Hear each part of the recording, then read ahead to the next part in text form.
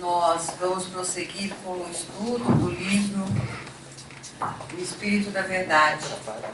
E o capítulo hoje foi escrito pelo Espírito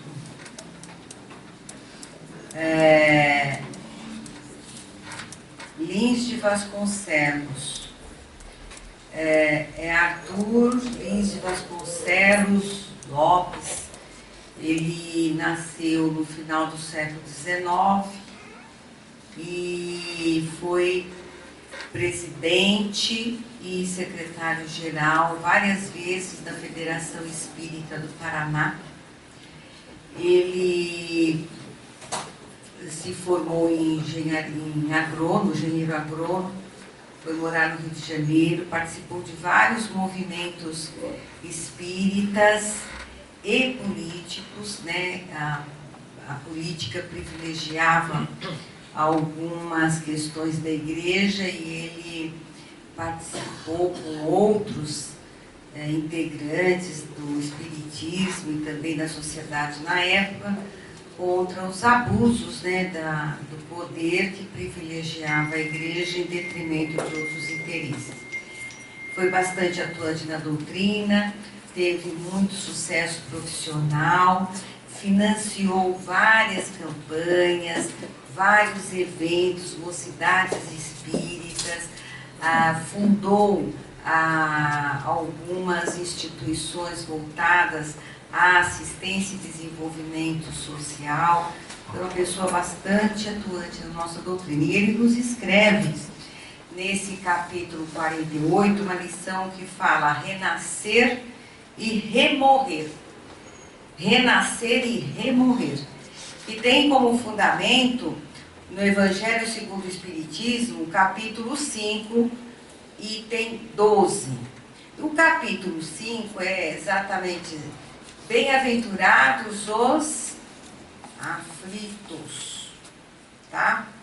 E no item 12, nós temos no Evangelho motivos de resignação. Ele escreve de uma maneira bastante, peculiar, e por isso que a gente vai dar a introdução dentro do Evangelho, para a gente se situar e compreender qual é a mensagem dele em relação a este tema. E no item 12 do Evangelho, começa assim, a explicação dos Espíritos. Pelas palavras, bem-aventurados os aflitos, porque serão consolados, Jesus indica ao mesmo tempo a compensação que espera aqueles que sofrem e a resignação que faz abençoar o sofrimento como o prelúdio da cura.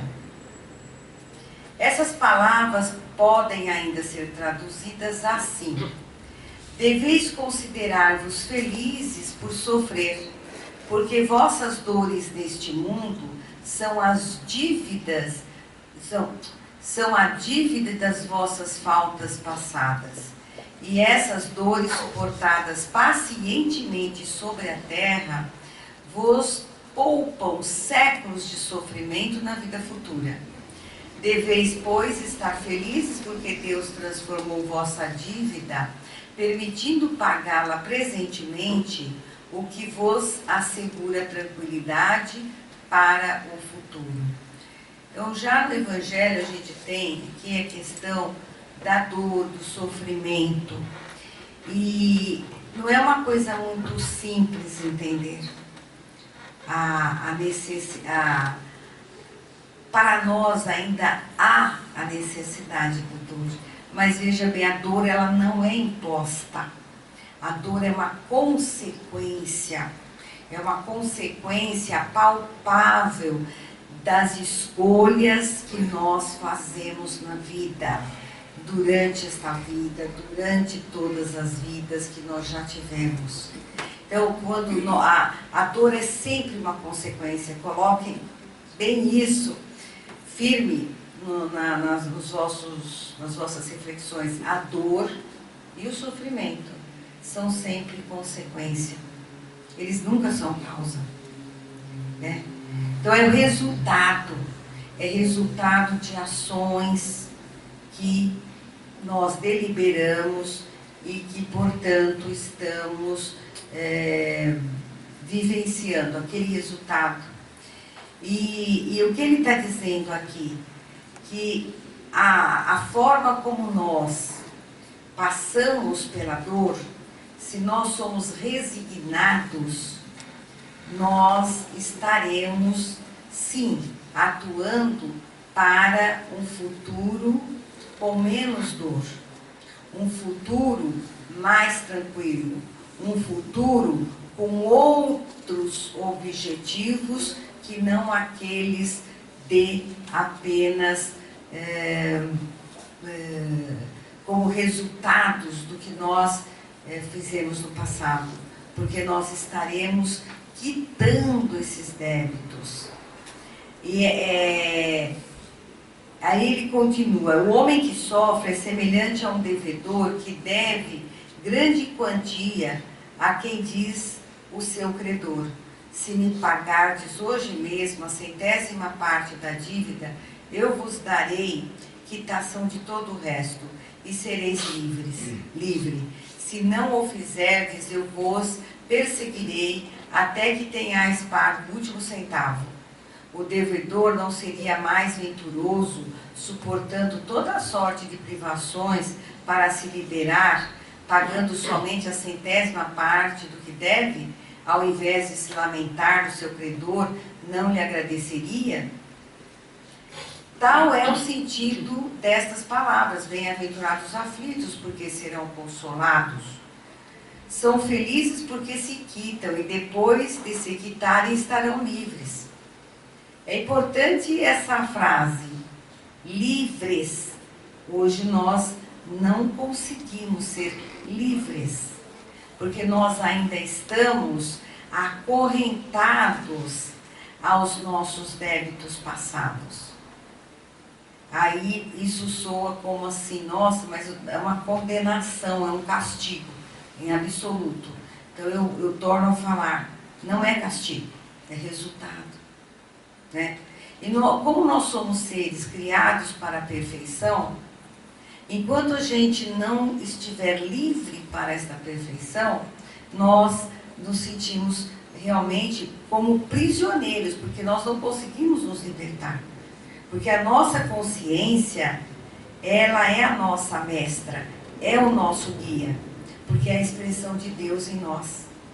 Nós não aceitamos dever. Está no nosso inconsciente. Mas, né, sempre agasalhamos aquela autopiedade, sempre somos mais condescendentes conosco e mais rígidos com o próximo.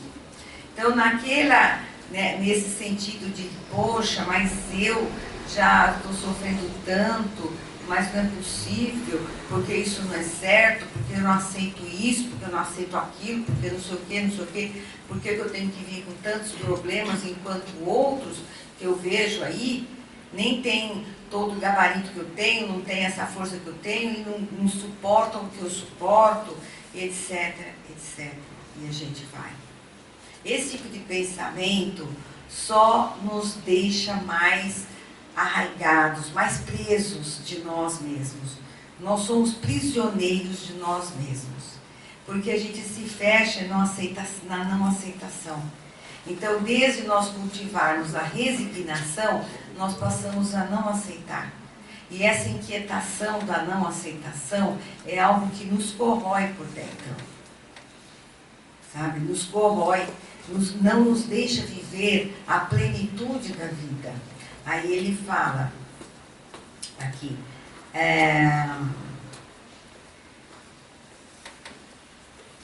ora, tal é o sentido das palavras bem-aventuradas. Olha, cada um, entre essas faltas, é preciso colocar em primeiro plano a falta de submissão à vontade de Deus.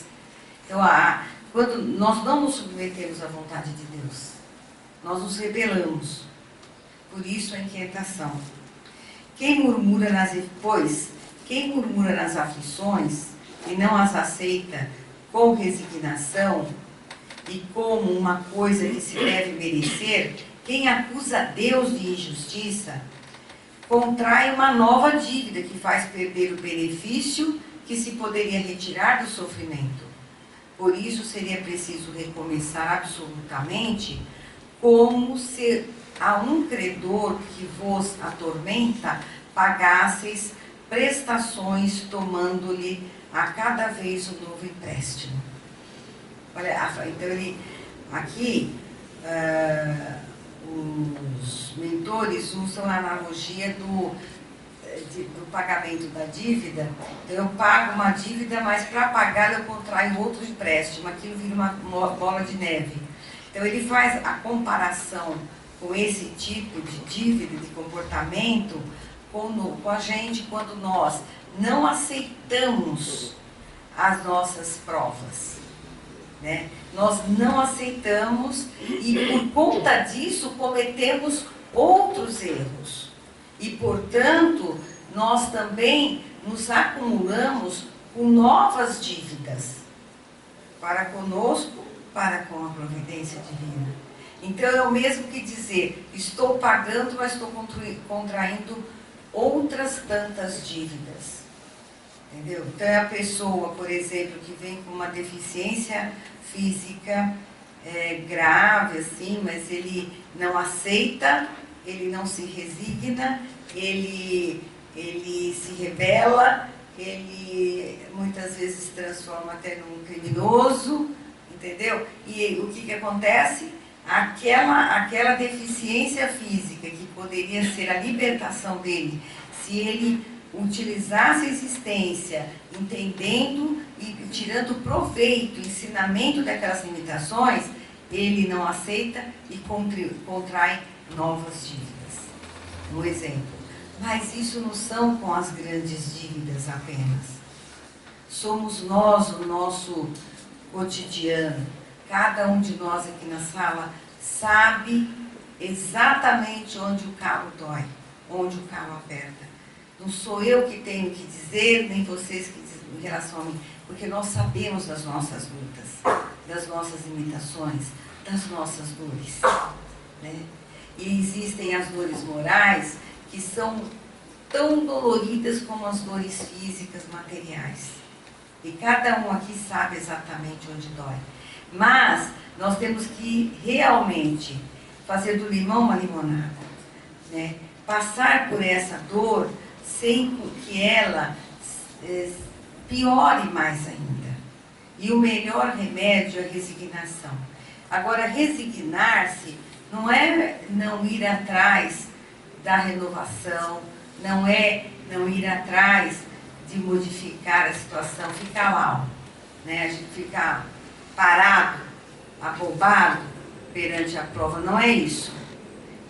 Somos nós aproveitarmos cada minuto naquela dificuldade e superar essa dificuldade. Todos nós aqui nessa sala temos potencial para isso. Se a gente olhar para nós mesmos, pararmos de nos comparar. Porque a comparação é algo que é um dos motivos pelos quais a resignação se torna tão difícil. Porque nós estamos sempre muito antenados no quintal do vizinho. O quintal do vizinho é sempre mais verde que a nossa. A grama dele é mais verde que a nossa. Entendeu? Então, às vezes a gente tem um determinado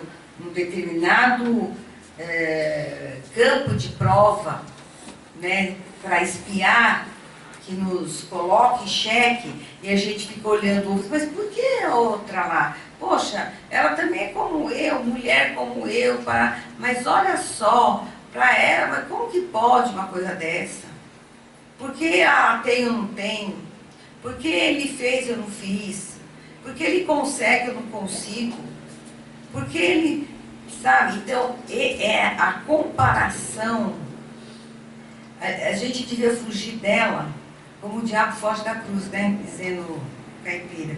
Porque é uma ferramenta maravilhosa para fazer com que a gente não cumpra, não consiga e que a gente fique muito fraco diante das provas. Porque a gente fica distraído no outro e potencializando a nossa dor. Porque a nossa dor é a pior. Fulano não está no meu lugar. Percebe? Então é uma cilada.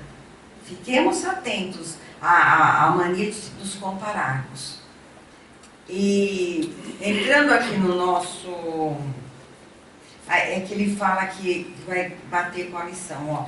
A sua entrada no mundo dos espíritos, o homem está ainda como o obreiro que se apresenta no dia do pagamento. A uns o Senhor dirá, eis o prêmio dos vossos dias de trabalho. A outros, aos felizes da terra, àqueles que tenham vivido na ociosidade, que colocaram sua felicidade na satisfação do amor próprio e dos prazeres mundanos, ele dirá, a vós nada cabe, porque recebestes vosso salário na terra, e de recomeçar a vossa tarefa. O homem pode abrandar ou aumentar a amargura das suas provas, pela maneira que encara a vida terrestre. Né?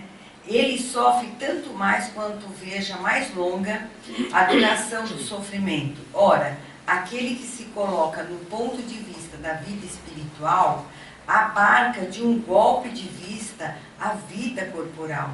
Ele a vê como um ponto do infinito, compreende-lhe a brevidade e se diz que esse momento penoso passará bem depressa. A certeza de um futuro próximo, mais feliz, o sustenta e o encoraja. E ao invés de se lamentar, agradece ao céu pelas dores que o fazem avançar. Para aquele, ao contrário, que não vê senão a vida corporal, então aí vem a questão. Para nós, que acreditamos na continuidade da vida, na vida do espírito, que essa sim é a nossa vida verdadeira, nós temos condições de compreender o momento presente realmente como ele ou é. Passageiro, muito rápido. E a gente tem sim potencial para entender e dar esse valor de modo que a gente não coloque na balança tanto sofrimento, agrave a nossa dor. Então porque do ponto de vista espiritual, a vida presente é um espirro. Então aqui o Luiz de Vasconcelos aqui, quando ele fala renascer e remorrer, ele começa, usufruímos da espiritualidade, o continente sem limites de onde viemos.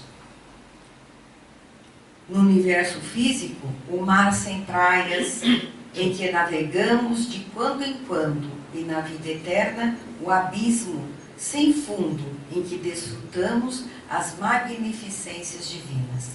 Ou seja, o mundo físico, ele é um mar sem praias, que de vez em quando a gente vem para cá navegar sobre ele.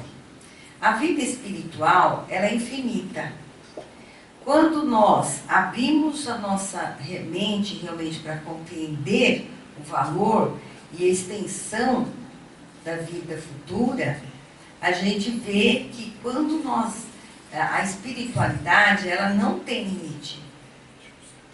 E ela tem uma direção, embora sem limite, todos nós sabemos que a direção é uma única, a da perfeição, a do Pai que nos criou. Né? Então a gente não vê, mas a gente sente. Aí no trajeto, olha só, multimilenário de nossas experiências, aprendemos entre sucessivos transes de nascimento e desencarnação a alegria de viver, descobrindo e reconhecendo a necessidade e a compensação do sofrimento sempre forjado por nossas próprias faltas.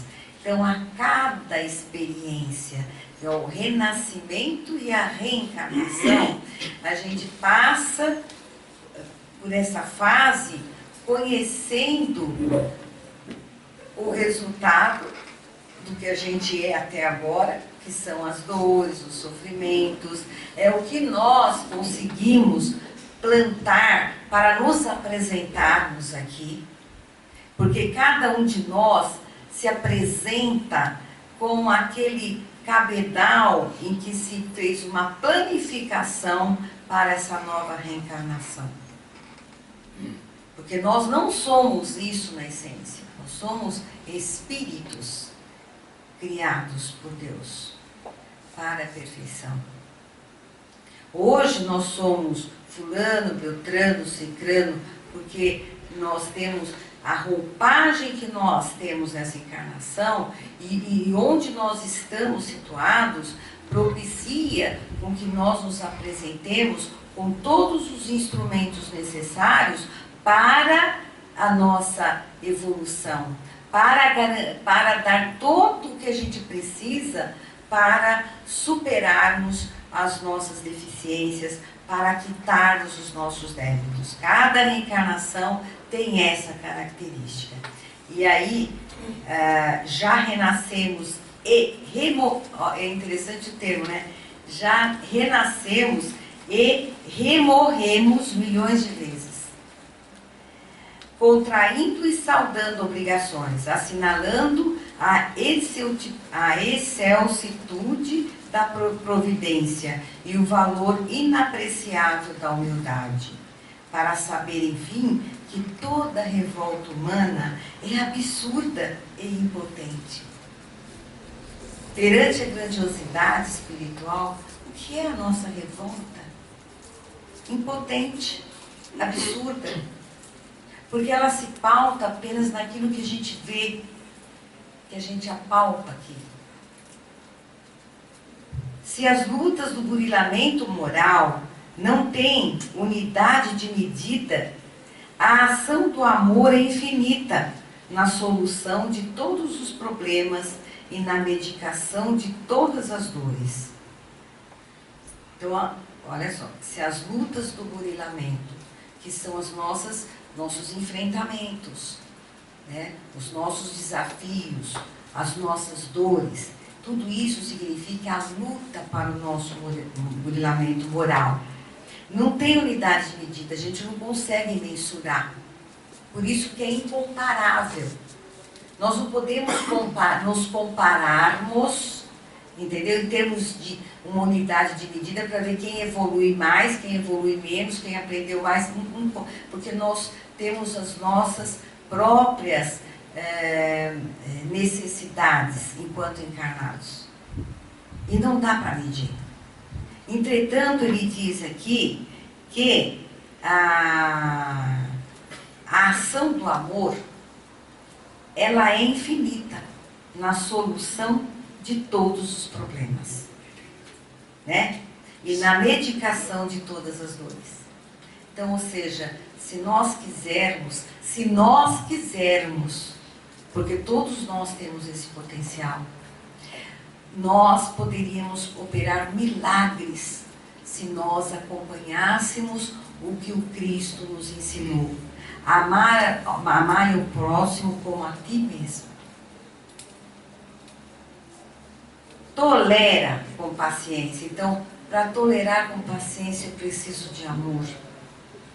As inevitáveis, mais breves provas do agora, para que te rejubiles depois. Nós somos impacientes perante a prova, perante a dor. Nos compromissos espirituais, todos encontramos solvibilidade, solução, através do esforço próprio. Então, ou seja, todos nós, repito, temos o potencial de solução para todos os nossos problemas. Pelo esforço próprio. Porque também não pensemos nós que, eu tenho poder, eu sou nossa, eu sou tudo, vou meditar. só meditar, não é isso. É a vivência, né?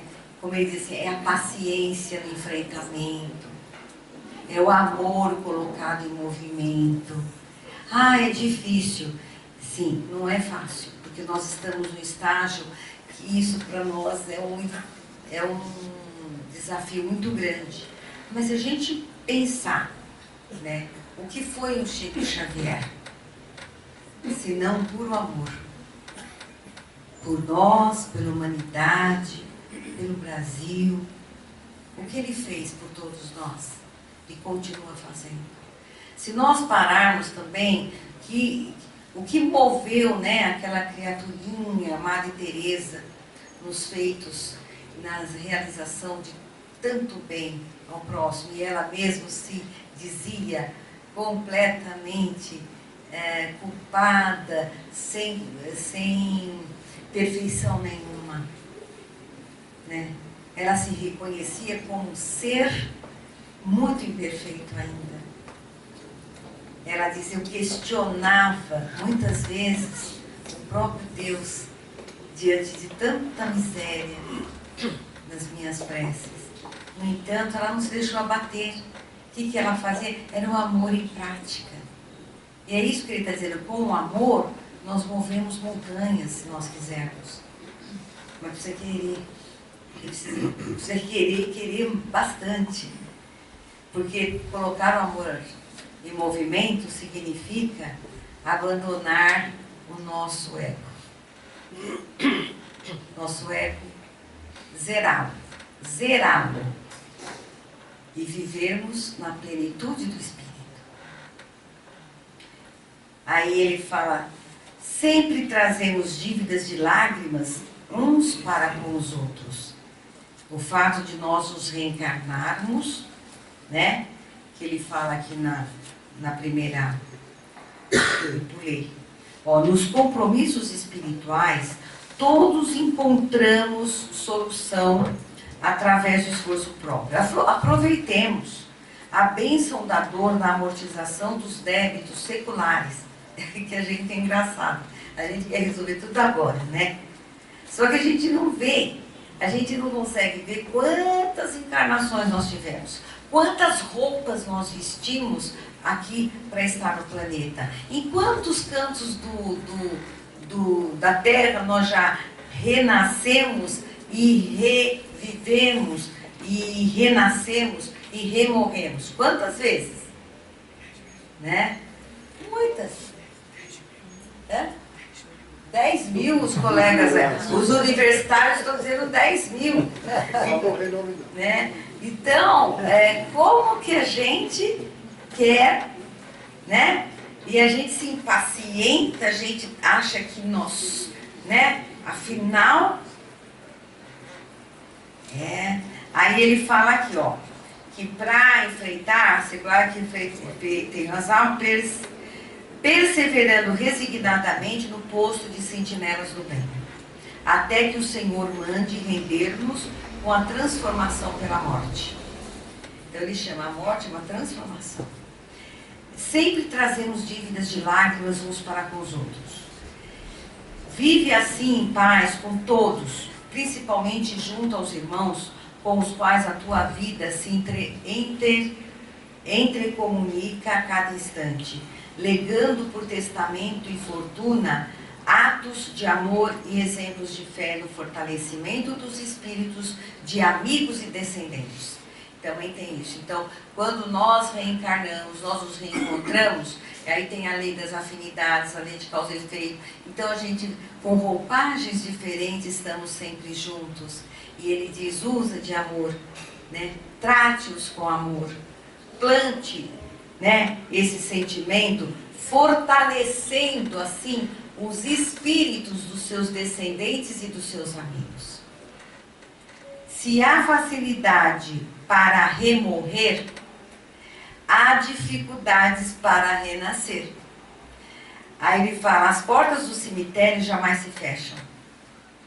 Contudo, as portas da reencarnação só se abrem com a senha do mérito auído nas edificações incessantes da caridade. As dores iguais criam os ideais semelhantes. Auxiliemo-nos mutuamente. Então, existe isso. Então, nós temos essa lei da atração, porque nós também temos débitos semelhantes. Nós nos atraímos e temos a oportunidade de vivermos em grupo, né? E aprendermos em grupo e nos redimirmos em grupo. É isso que ele está falando aqui. E aí, quando ele fala a reencarnação, morrer é fácil, o cemitério está lá, sempre com a porta aberta. Mas para reencarnar, não é simples como nós pensamos, né? Então, para reencarnar com uma finalidade digna, uma finalidade de evoluir, nós precisamos ter um mérito para isso. Por isso que também muitos de nós reencarnam, nem é por próprios méritos, mas por intercessão de alguém que nos ama.